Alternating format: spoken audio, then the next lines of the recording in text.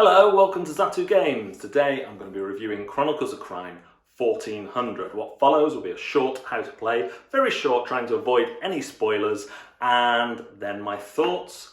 Let's go see what the crack is.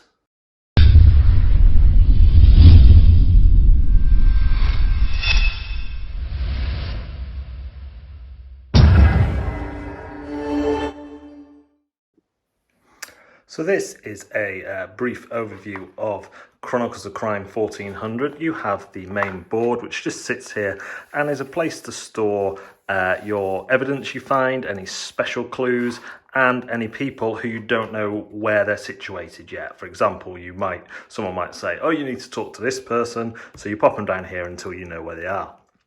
Everything else comes on cards. You have character cards, which I'll just show you one. Looks like this, has the QR code, and everything works through QR codes and an app in this game. So when you want to speak to this person or ask someone about this person, you will scan that code with your phone in the app. Dead simple, it works really well. Evidence comes on these little cards and comes in two types, and as you can see, it's can be quite general jewellery, but it generally kind of translates into the questions you would ask, and that would just go on there once you've found that.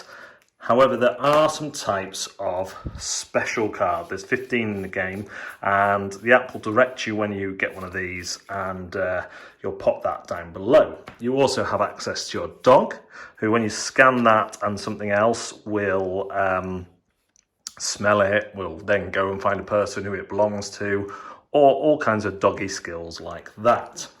New for the 1400 game are these prophecy cards. Now these are like dreams that you have, and I'll just show you the first one because it relates to the kind of tutorial mission, and you'll see people on here that you will run into during the mission or the story.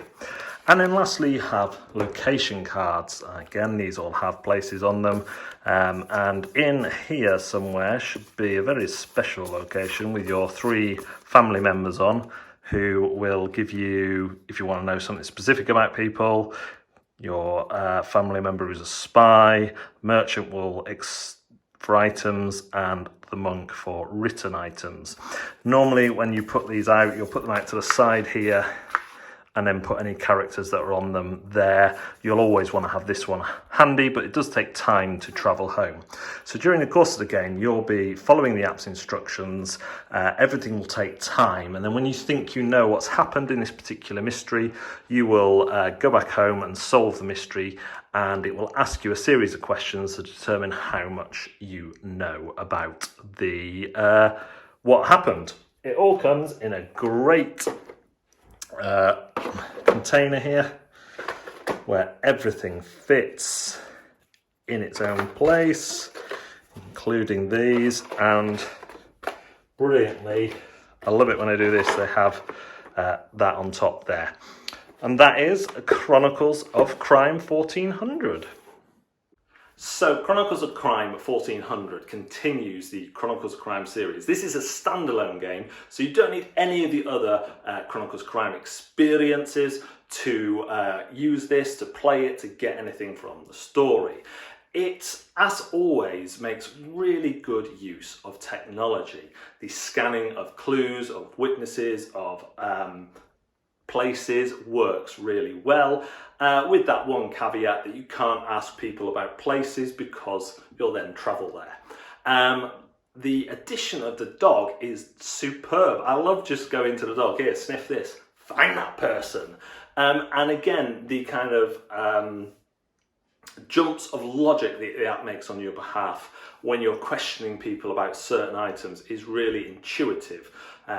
I've used the example before, and it's still the same, and perhaps even better here, in that if you ask someone about a footprint, you'll find out their shoe size. I, as always, have to use a pen and paper to keep track of all my notes, especially if I'm playing solo. This story has the addition of the prophecies that you have, the prophetic dreams, and I know there's mixed feelings about those. What I would say is that you could potentially use them as a kind of hint system if you didn't want to use them too much. For me, they really helped with some of my deductions, but I can see how some people might find they make the story a bit easier, take away some of the fun. So you could keep them face down until you're really stumped and turn them over one at a time, or you could just have one over and then turn the rest over as well. That should work no problem. For me, I really like them. They're kind of a thematic way of giving you more information because you don't have access, as you did in some of the other ones, to a mobile phone, to interrogating people by beating them up, and all those things. The use of your family is still integral to the experience. In the original one, this was a whole crime lab. Here it's your family and their connections. And the story had me hooked again. I loved the story that progressed through the game, and I look forward to more of the custom content that users can provide, as with the other Chronicles of Crime series. So there's not a lot more to say.